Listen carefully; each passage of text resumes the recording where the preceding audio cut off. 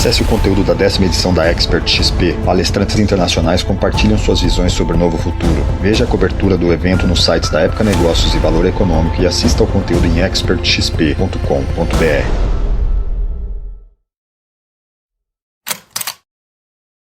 The International Criminal Court is the first permanent court with jurisdiction over the most serious crimes threatening the peace, security and well-being of the world. O Tribunal Penal Internacional, com sede em Haia, na Holanda, foi criado em 2002.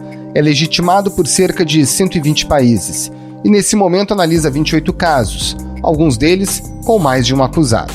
Ali são julgados crimes contra a humanidade, crimes de guerra e genocídios. A minoria Rohingya muçulmana, que está sendo perseguida pelo exército do país, faz filas gigantescas em busca de comida.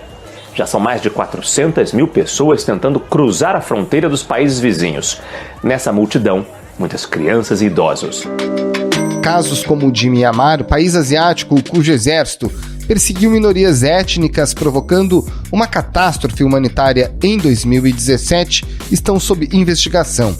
Há também situações sob análise preliminar, como é o caso da Venezuela, onde forças leais ao governo de Nicolás Maduro são acusadas de assassinatos e prisões clandestinas. E temos a paciência e a capacidade suficiente para levar as situações e, ao final, triunfar.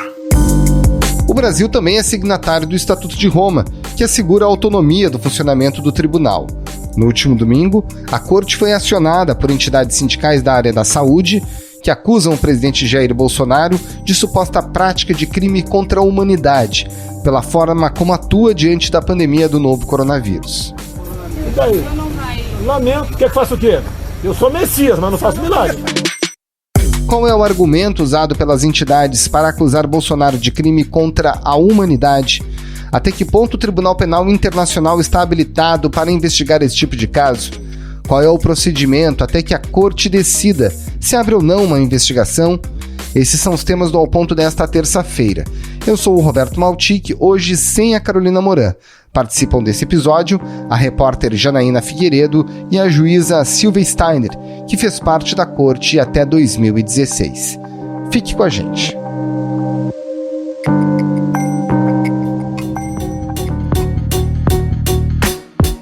Janaína Figueiredo, qual é a acusação que foi levada ao Tribunal Penal Internacional contra o presidente Jair Bolsonaro e quais são os argumentos que fundamentam esse pedido de abertura de uma investigação?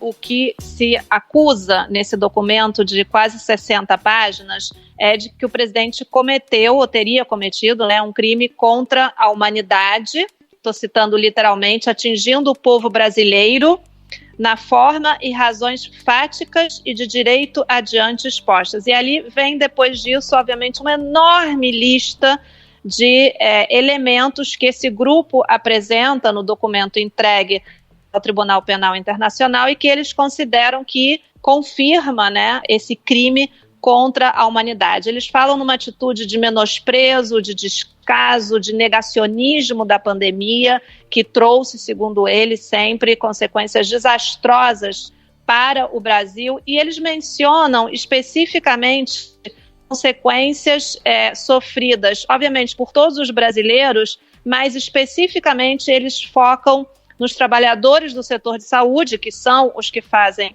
essa acusação, e também nas comunidades indígenas. Eles mencionam atos e omissões do presidente brasileiro, mas também mencionam outros integrantes do seu governo, entre eles, e com destaque, o ministro interino da Saúde, o general Eduardo Pazuello.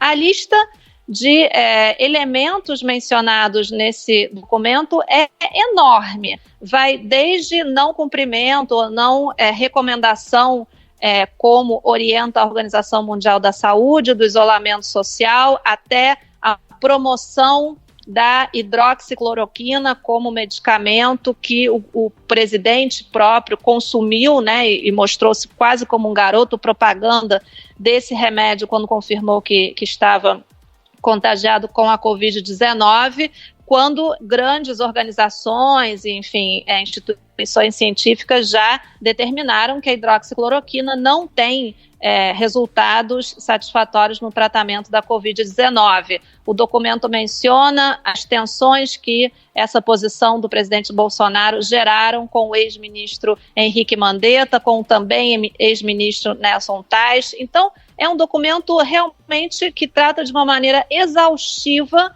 como o presidente e o seu governo viveram essa pandemia e atuaram durante a pandemia desde que ela chegou ao Brasil. Pelo meu histórico de atleta, caso fosse contaminado pelo vírus, não precisaria me preocupar. Nada sentiria ou seria, quando muito, acometido de uma gripezinha. São mencionados vetos a leis, por exemplo, de proteção das comunidades indígenas, de utilização obrigatória das máscaras e declarações do presidente sobre a pandemia, de seus ministros também sobre a pandemia.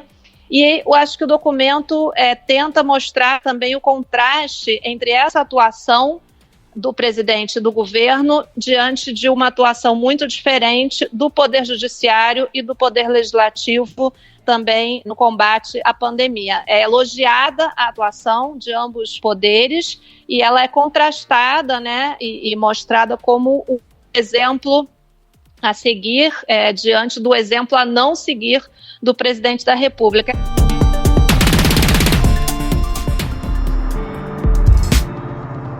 Você que conversou com os propositores dessa ação, há alguma chamado de intencionalidade do presidente? Eles afirmam que o presidente fez coisas de maneira intencional a prejudicar determinados segmentos? Olha, Maltic, a palavra intencionalidade não surgiu na conversa. Eles não manifestam que houve, digamos assim, uma ação pensada, uma estratégia, digamos, de dano ao povo brasileiro, mas falam em negligência, falam em atitude irresponsável, explicam que eles tentaram apresentar uma série de propostas que foram enviadas por e-mail diretamente ao presidente e essas propostas nunca foram respondidas e por conta dessa não resposta, eles decidem recorrer ao TPI. O que eles dizem é que existem elementos suficientes para provar que houve, por parte do presidente, essa prática de crime contra a humanidade, justamente porque as omissões e ações do presidente e de seu governo geraram um enorme número de mortes e eles falam principalmente nos riscos e na exposição dos trabalhadores da saúde e das comunidades indígenas. É o que eles mais destacam como os principais afetados por essa atitude negacionista, que eles chamam de descaso, menosprezo da pandemia. O presidente Jair Bolsonaro vetou vários trechos. Entre os pontos vetados estão os que obrigavam o governo a facilitar o acesso ao auxílio emergencial para indígenas e quilombolas, fornecer água potável, distribuir gratuitamente materiais de higiene e limpeza, de desinfecção para as aldeias, cestas básicas e a oferta emergencial de leitos e terapia intensiva. Não se fala numa intencionalidade, e é muito importante falar sobre isso, interessante você perguntar sobre isso, porque um dos elementos que o TPI considera para acolher uma acusação como essa é que se demonstre que existiu um plano de Estado. Deveria demonstrar-se que o presidente Bolsonaro e seu governo atacaram sistematicamente a população civil durante essa pandemia e que houve um plano para que isso acontecesse, implementado pelo Estado. Isso é central, eu conversava sobre isso com o argentino Luiz Moreno Ocampo, que foi o primeiro promotor-chefe do TPI, enfim, esteve à frente de vários casos muito importantes e continua atuando no âmbito do TPI, não mais como funcionário oficial. E ele frisou isso várias vezes na conversa. Tem que haver a confirmação e elementos que confirmem que houve um plano, que houve uma intenção, como você dizia. No documento, o que se faz é uma série de acusações que falam de um governo que teria sido negligente, que teria sido irresponsável, que não teria atuado em função da ciência, da Organização Mundial da Saúde, etc. Mas faltaria, na minha avaliação, a questão da intenção, que é muito importante. Jana, para a gente terminar, você que é nossa especialista em América do Sul, há casos recentes desse tipo de acusação contra líderes de países aqui da região levadas ao Tribunal Penal Internacional? Maltic, eu mencionaria 2 casos que eu acho que são importantes. Um deles é mais ainda para justamente comparar com o brasileiro. Tivemos uma disputa entre Chile e Bolívia, que terminou favorável ao Chile. A Bolívia entrou com uma ação solicitando que o Chile seja obrigado a negociar um acesso ao Oceano Pacífico. A Bolívia não tem acesso ao mar, e o TPI, por 12 votos a favor do Chile e 3 apenas a favor da Bolívia, observou que o Chile não tem essa obrigação. Isso foi recentemente, já houve uma decisão favorável ao governo chileno. Por outro lado, eu acho muito importante a gente mencionar que o TPI está em fase de examinar, porque vamos dizer que o TPI tem 3 fases: o exame preliminar, a investigação e o julgamento. E em exame preliminar está desde 2018 uma acusação contra o governo do presidente Nicolás Maduro, acusado de ter cometido crimes contra a humanidade entre 2014, ou melhor dito, a partir de 2014. Vale lembrar que ele foi eleito em 2013. O relatório, que foi apresentado por 6 estados, e isso é inédito, 6 países, 6 estados membros do TPI participam da acusação contra a Venezuela, entre eles Canadá, Argentina, Chile. Isso realmente é a primeira vez na história do TPI. Luísa Ortega entregou ao tribunal em Haia, na Holanda, mais de 1.000 documentos que provariam as acusações. Segundo ela, ao longo de 3 anos, de 2015 a 2017, as forças de segurança do governo Maduro assassinaram sistematicamente figuras da oposição e cidadãos comuns. Eles identificaram 131 vítimas de homicídio na Venezuela entre 2014 e 2017, 8.292 casos de execução extrajudicial, 1.300 presos políticos e 12.000 venezuelanos presos de maneira arbitrária, que foram sujeitos a outras privações severas de liberdade física desde as eleições de 2013. Com esses números que são muito contundentes, e a gente que acompanha a Venezuela sabe que a questão das violações dos direitos humanos são muito graves, isso já foi reconhecido pelas próprias Nações Unidas, mesmo assim o caso está ainda em fase de, como eu dizia, exame preliminar. Até o final do ano, a procuradora deveria determinar se vai ser aberta uma investigação e daí, finalmente, não sabemos em que prazo, chegaríamos a um julgamento. Então, eu acho interessante a gente fazer, essas comparações para entender um pouco em que contexto, em que âmbito essa acusação contra o presidente Bolsonaro foi apresentada. Janaína Figueiredo, repórter especial do Globo, muito obrigado pela sua participação aqui no Ao Ponto e um ótimo trabalho. Obrigada, um abraço.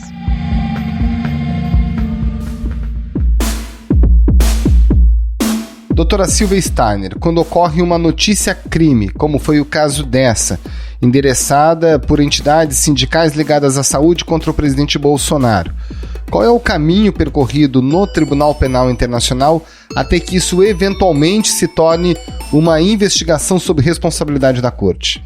Bom, todas as denúncias que são encaminhadas à Procuradoria do Tribunal, elas passam por um chamado exame preliminar. Esse exame preliminar é aquele que vai rejeitar liminarmente algumas dezenas de denúncias que são manifestamente incabíveis, e aquelas outras que aparentemente são cabíveis vão passar pelo crivo da Procuradoria para ver se o crime foi cometido, se o tribunal tem jurisdição, qual é a gravidade daquela conduta e se vem ao encontro do interesse de justiça a investigação. Depois de passar por toda esta análise, que eu repito, se chama exame preliminar, e a Procuradoria entender que sim, há crime de jurisdição do tribunal, é grave o suficiente para justificar uma investigação e é do interesse da justiça que seja investigado, então a Procuradoria vai à Câmara Preliminar, que é composta de 3 juízes, e pede autorização para iniciar uma investigação. Só aí que se inicia uma investigação, que seria o equivalente, vamos dizer, ao nosso inquérito policial. Essa tramitação na fase preliminar, de exame preliminar, pode demorar um ano e pouco, dependendo das provas que a Procuradoria tiver que reunir. Bom, nesse caso específico sobre o qual a gente conversa, há uma acusação que lista uma série de ações, uma série de omissões que são atribuídas ao presidente da República no gerenciamento da crise provocada pela pandemia. Agora, a peça não trata da intencionalidade, não fala de uma intenção do presidente ou do ministro da Saúde nesse sentido. O quanto que isso pode afetar ou não o desdobramento desse caso? Bom, é muito difícil para mim analisar como a Procuradoria vai lidar com esse tipo de denúncia ou queixa, o nome que se dê. Eu particularmente entendo que não vai passar nem pelo exame preliminar. Eu entendo que, no caso, as situações descritas não correspondem a crimes de competência do Tribunal Penal Internacional. Como você mesmo falou, é uma questão de uma gestão desastrosa de uma crise pandêmica, mas isso, em princípio, apesar de poder ter consequências muito sérias, em princípio não se ajusta a nenhuma figura de crime previsto no Estatuto de Roma. Então, eu acredito que não vai passar desta fase de exame preliminar. Por que a senhora tem esse pensamento? Quais são, digamos, as atribuições do tribunal que a senhora entende que não estão contempladas aí dentro dessa peça acusatória? Não, a questão é, vamos dizer, como é o mesmo que é o nosso direito penal, tá certo? Uma conduta, por mais danosa que ela possa ser, ela só é crime se a lei disser que ela é crime. No caso de crimes contra a humanidade ou de crime de genocídio, o Estatuto de Roma descreve as situações que configuram ou genocídio ou crimes contra a humanidade. Então, genocídio é quando se tenta eliminar um grupo nacional, étnico, racial, religioso. Os bósnios lembraram nesse sábado os 25 anos do massacre de Srebrenica. A execução de mais de 8.000 homens e meninos muçulmanos na Guerra da Bósnia chocou o mundo e se tornou a maior atrocidade na Europa desde a Segunda Guerra Mundial. Eu creio que, por mais desastrosa que seja a gestão da pandemia, não se pode dizer que a intenção do governo de, com isso, eliminar 220 milhões de brasileiros. Então, falta esse chamado dolo especial, que é o de aniquilar um grupo protegido. E em relação a crimes contra a humanidade, as condutas só são de competência do tribunal se forem cometidos como parte de um ataque generalizado ou sistemático contra a população civil, e como uma política de proceder esse ataque. Ora, ataque por ataque, sim, o tribunal tem entendido apenas aquelas condutas que são praticadas com violência ou coação contra a população civil, o que me parece que também não seja o caso. Então, eu acho muito difícil que passe pelo exame preliminar da Procuradoria do Tribunal.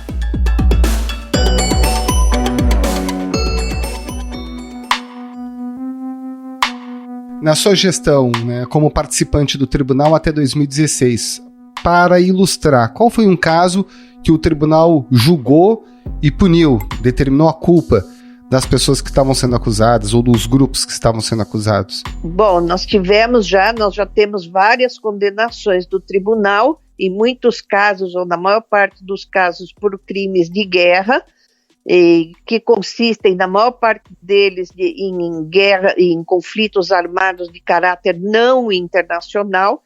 E nós tivemos casos também de crimes contra a humanidade, em especial assassinatos, crimes sexuais, violações sexuais de todas as naturezas, execuções sumárias, detenção ilegal. O ex-presidente da Libéria, Charles Taylor, foi condenado a 50 anos de prisão por crimes contra a humanidade. O Tribunal Especial em Haia, na Holanda, considerou que Taylor alimentou a guerra civil em Serra Leoa, um país vizinho, com o objetivo de assumir o controle da exploração de diamantes, a maior riqueza local.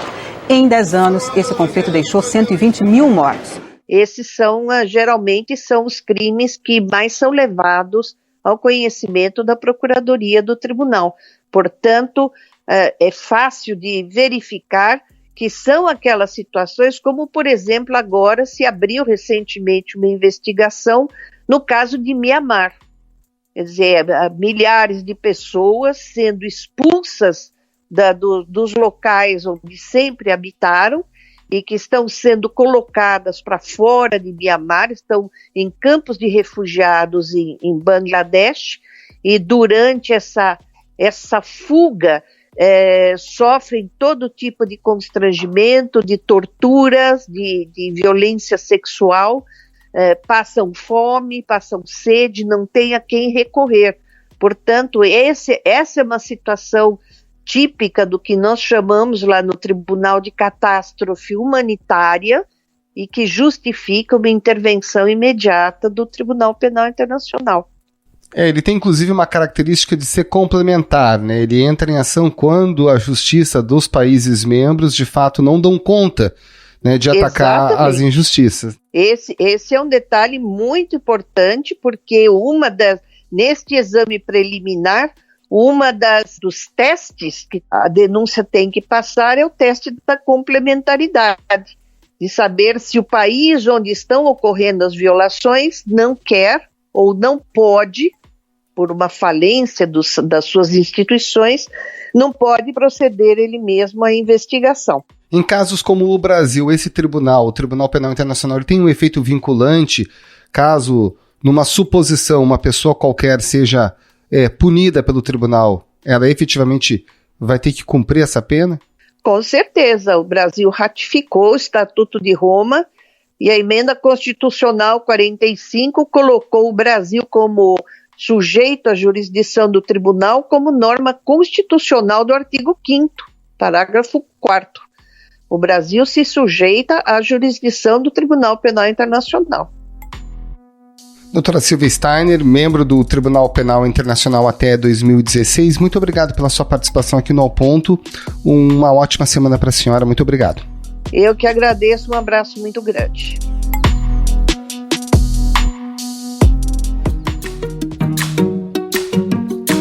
Esse foi o Ao Ponto de hoje, o podcast diário da redação do Globo. Nessa conversa, a gente conta com a participação de toda a equipe do jornal, as mesmas pessoas que levam até você informação e análise de qualidade todos os dias. Quer saber mais? Assine o Globo. Acesse assineoglobo.com.br e confira todas as notícias e reportagens especiais.